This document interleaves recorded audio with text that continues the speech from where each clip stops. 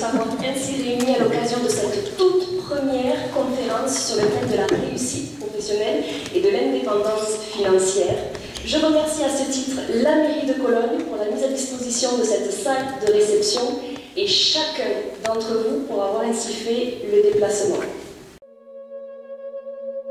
Je ne doute pas un instant que Richard Sanchez, ici présent, viendra étayer, souligner, appuyer la conviction qui est la mienne, selon laquelle, en dépit d'une conjoncture économique peu favorable, il n'y a pas de fatalité.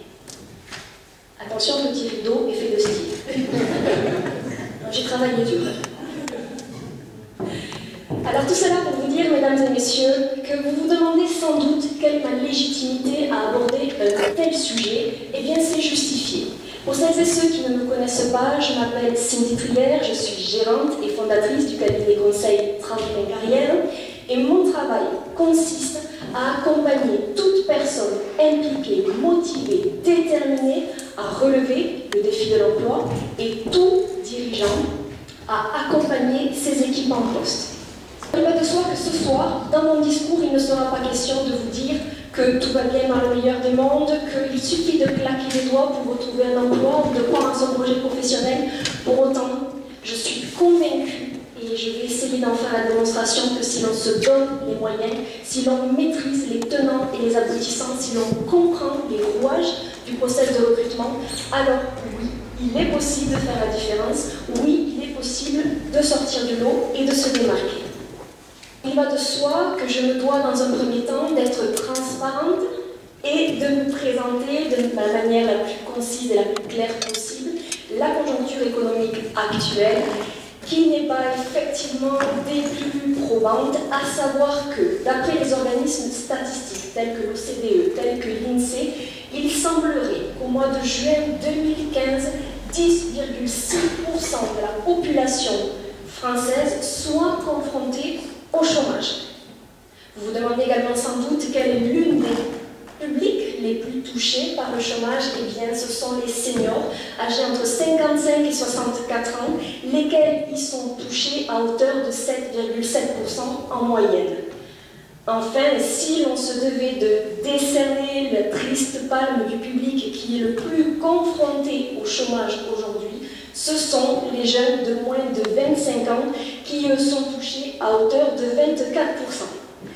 Alors il va de soi que la bonne nouvelle que je vous amène de ce pas n'est pas suffisante pour enrayer le processus, à savoir que, a priori, la croissance du PIB devrait augmenter de 0,3% pour atteindre les 1%, et pour ceux qui n'aiment pas les mathématiques comme moi, je vais faire simple, il faudrait atteindre à minima 1,5% de croissance pour voir la tendance s'inverser.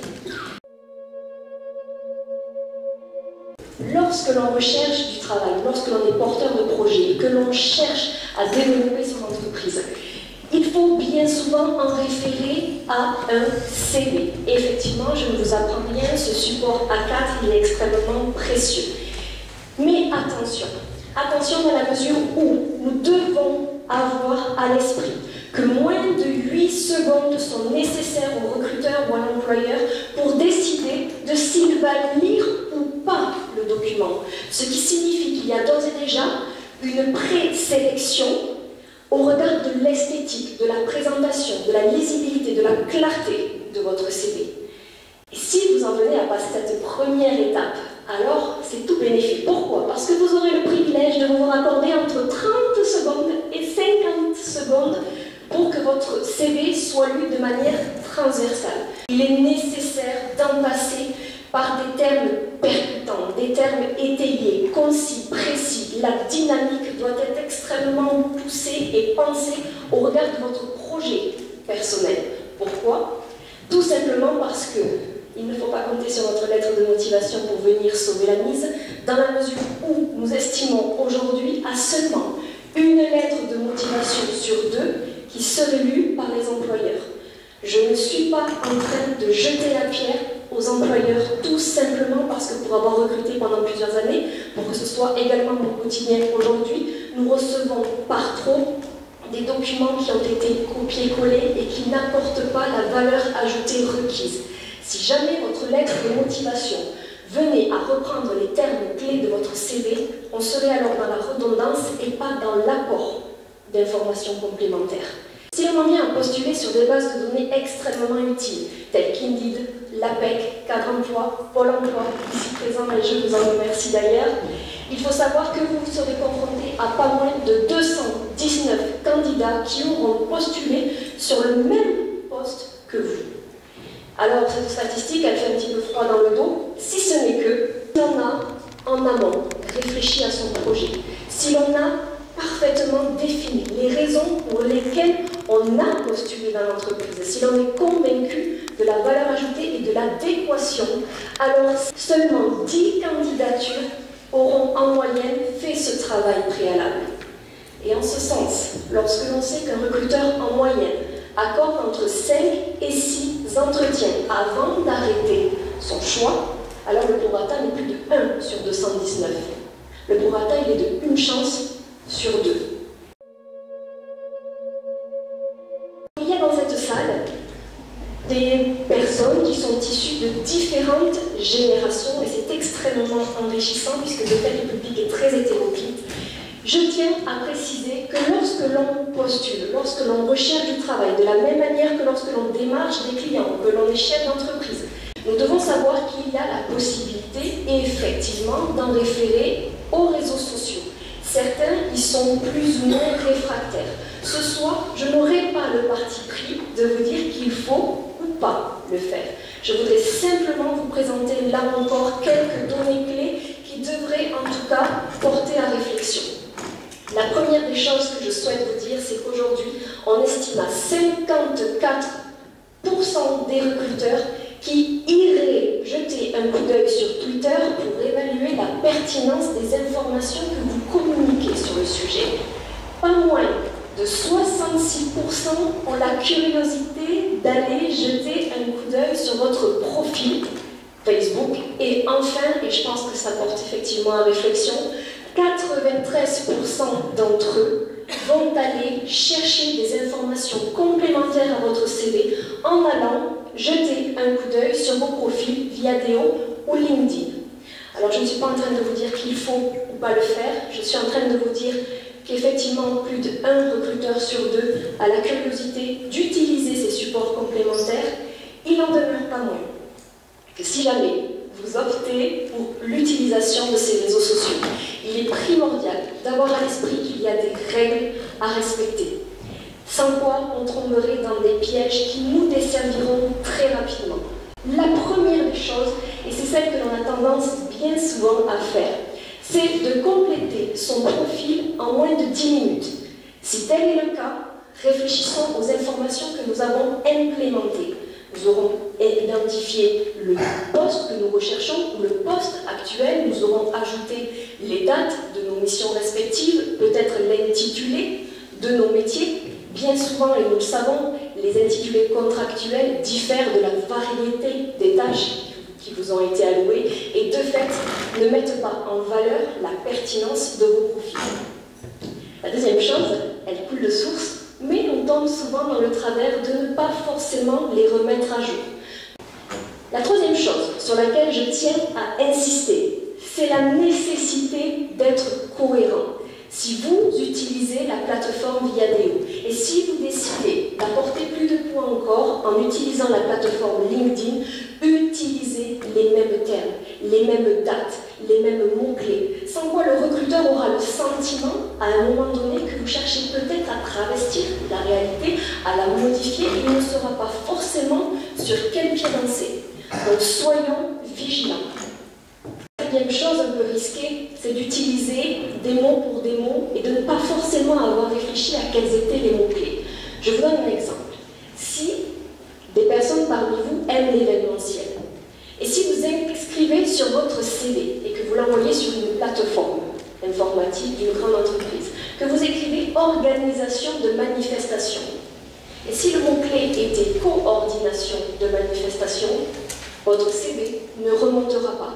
En ce sens, il est primordial d'avoir réfléchi, de s'être renseigné à la portée des mots que vous allez utiliser.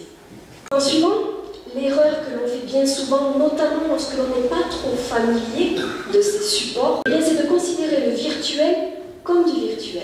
On oublie que sans faux que derrière nos ordinateurs se trouvent des personnes parfois motivées, parfois extrêmement vaillantes, curieux, ayant envie d'aller de l'avant. Et ces personnes-là peuvent effectivement communiquer des informations sur des cocktails, sur des conférences, sur des animations et peuvent vous inviter à participer. Une des dernières choses que je voudrais mentionner, c'est le fait de ne jamais offrir d'informations. De la même manière que l'on vous en a communiqué, partagez les vôtres. Je sais que l'on peut avoir tendance à penser que dans le cas de recherche d'emploi, il y a une compétition qui va s'installer, mais c'est avant tout une volonté de sortir de la solitude, d'aller chercher chez les autres des compétences transverses aux nôtres et de se donner ainsi la possibilité d'aller plus loin, de s'ouvrir les horizons pour aller de l'avant, créer du lien, créer du réseau et activer potentiellement des opportunités. Attention, si jamais quelqu'un vous a effectivement tendu la main et qu'il vous ait mis en relation avec une personne, quand bien même le retour de cette action n'aurait lieu que quelques semaines, voire quelques mois plus tard. Attention à la mémoire de Dory. Rappelez-vous qui vous a apporté cet attrait-là, cette chance-là, cette opportunité-là. Un merci ne coûte rien, mais il apporte beaucoup. S'il est sincère, s'il n'y a pas d'hypocrisie derrière, c'est autant de liens plus forts que vous créerez. Et ça n'a pas de prix. En suivant, et alors là, excusez-moi, mais j'ai tellement savoir, il y a 15 jours, je ne connaissais même pas ce que ça signifiait, mais pour l'occasion, je le sors. Internet ne nécessite pas d'utiliser dans ses écrits un langage obséquieux. Qu'est-ce que ça signifie pour ceux qui, comme moi, étaient un peu incultes? Ça signifie que lorsque l'on écrit, pas besoin de dentelle, pas besoin de froufroutage, pas besoin d'écrire des phrases extrêmement pompeuses. Au demeurant, à toutes les personnes qui ont l'habitude d'utiliser Facebook, c'est souvent des profils qui sont réalisés à titre personnel, c'est-à-dire que l'on fait part de nos a priori, de nos préjugés, de nos sentiments, et bien souvent on écrit de manière un petit peu à la Jones. Et un petit peu à la Jones, ça n'apporte pas forcément le sérieux et la crédibilité requise. Si vos textes sont truffés de fautes d'orthographe, on peut avoir le sentiment derrière que vous ne serez pas apte à communiquer auprès de fournisseurs, à communiquer auprès de clients ou de votre hiérarchie. Souvent, lorsque l'on se retrouve dans la position du demandeur d'emploi ou du porteur de projet, on se retrouve dans une situation qui fait que l'on n'a pas le statut requis qui nous met sur un piédestal. On se sent inférieur, on se sent un petit peu intimidé et de fait, on se replie derrière nos ordinateurs et on n'enclenche pas le levier supplémentaire qui est d'appeler. Pourquoi appeler? Parce que lorsque l'on candidate, notamment dans le cadre de candidatures spontanées, si vous voulez que votre candidature ait un sens, si vous souhaitez qu'elle fasse écho auprès des recruteurs, alors allez glaner des informations, appelez, allez vous renseigner sur la nature du poste à pourvoir, sur les modalités du poste que vous visez, posez ces questions-là. Mais appeler, ça implique là encore de respecter certaines règles. Aussi évident que cela puisse paraître, si je vais le mentionner aujourd'hui, c'est parce que je ne vois que trop ces petits travers qui nuisent. La première chose, c'est de choisir le lieu et le moment de l'appel, de privilégier un endroit calme où il est possible de prendre des notes. Pourquoi est-ce que je dis cela? Parce que 2 appels sur 3, lorsque ce sont des renseignements que l'on vient me demander, j'entends la télé en fond, j'entends le téléphone portable qui sonne, et le pire peut-être dans tout ça, c'est que parfois, on entend les enfants pendant les vacances scolaires qui pleurent derrière.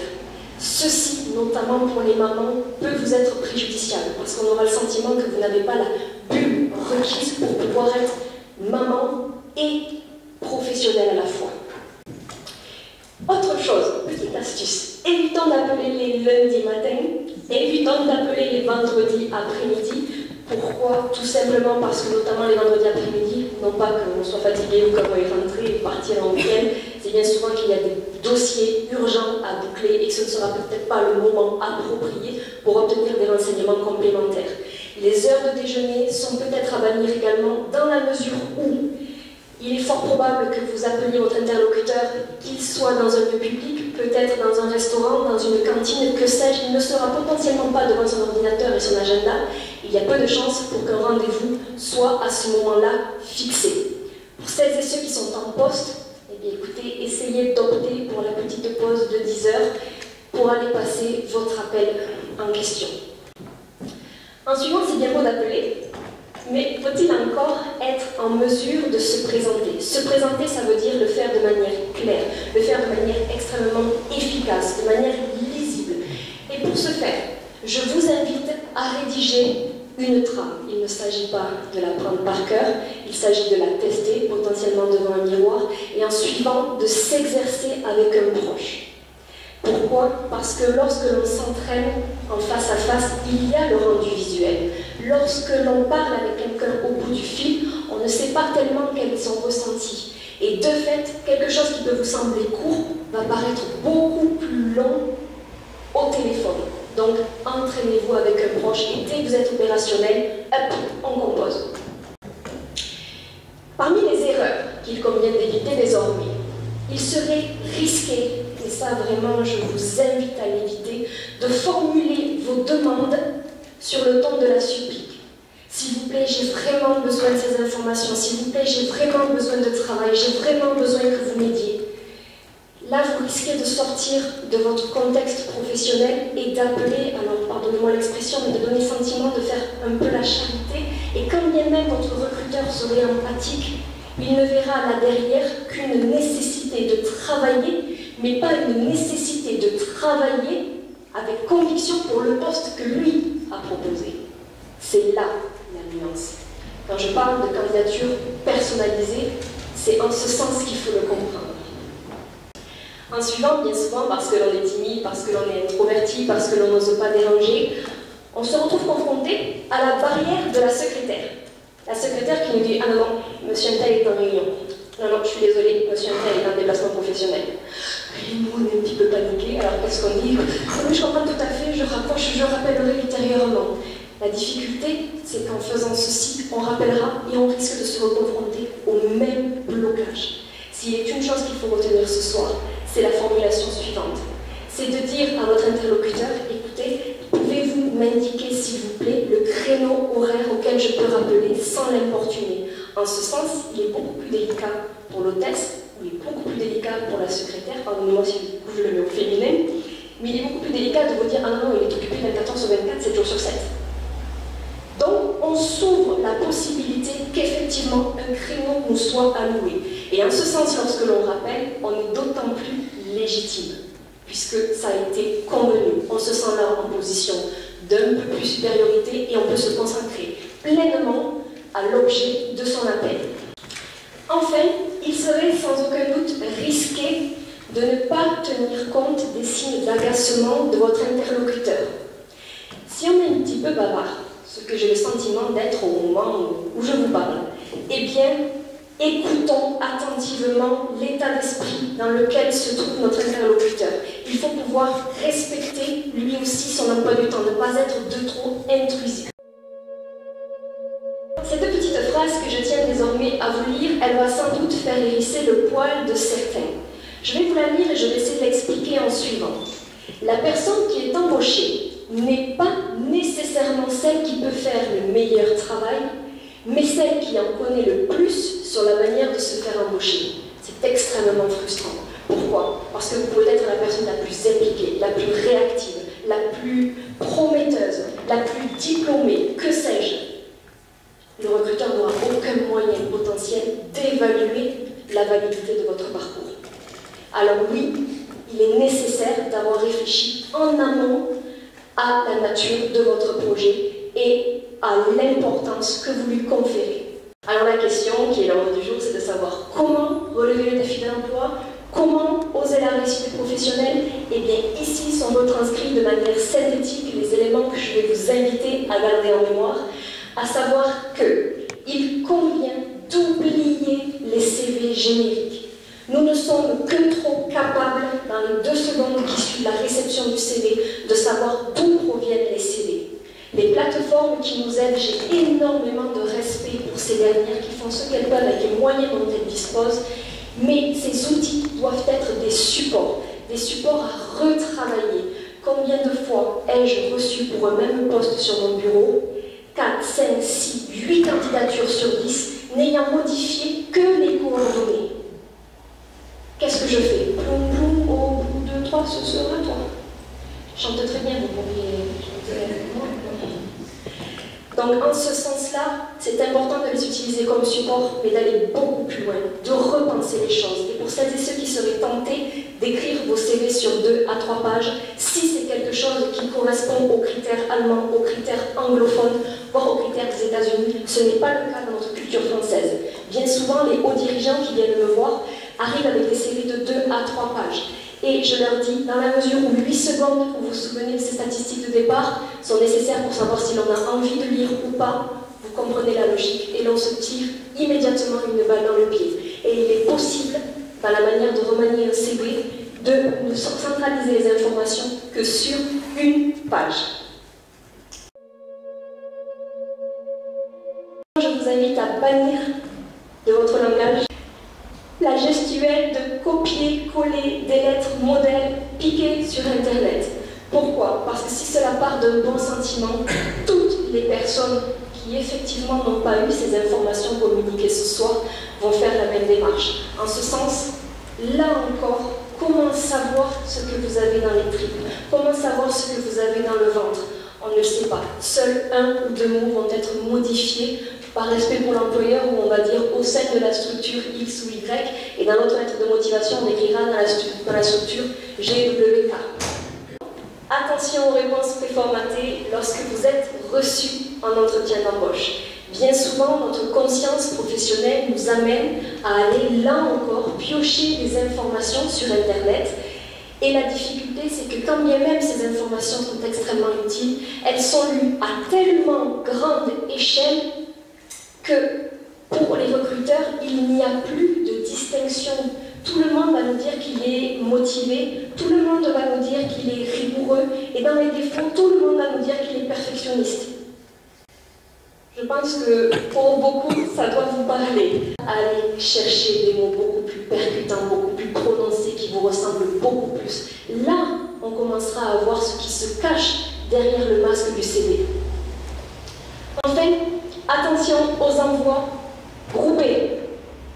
Il n'y a rien de plus frustrant que de savoir que l'on fait simplement l'objet d'un mail que 99 autres employeurs ont reçu. C'est pas compliqué, je vous l'avoue en toute transparence, lorsque je reçois des candidatures comme celle-ci, je les mets de côté. Et quel dommage, parce que peut-être que la personne derrière, elle en valait sacrément le coup. Et ça me frustre de ne pas ouvrir la porte. Alors aujourd'hui, je vous donne la clé, utilisez-la et faites en sorte que les recruteurs lisent vos documents. Soyez force de proposition. Ne voyez plus être de motivation uniquement comme un paragraphe où on parle de l'entreprise, où on parle de soi et d'un projet commun. Allez plus loin. Au risque de me répéter, repensez votre projet, ciblez, comprenez pourquoi vous postulez à cette offre d'emploi et pourquoi pas à une autre. Pour les porteurs de projets ici présents, pour les nouveaux chefs d'entreprise, lorsque vous avez une démarche à engager, sachez pourquoi vous contactez votre interlocuteur. Il ne doit pas chercher à le deviner. Vous devez déjà avoir essayé dans vos propos de clarifier la raison pour laquelle, au demeurant, vous l'importunez. Et toutes ces choses-là, si effectivement vous les mettez en application, alors oui, je le répète, il est possible de se démarquer, il est possible de sortir du lot et de faire la différence. Soit vous êtes vraiment très sage, soit je m'inquiète.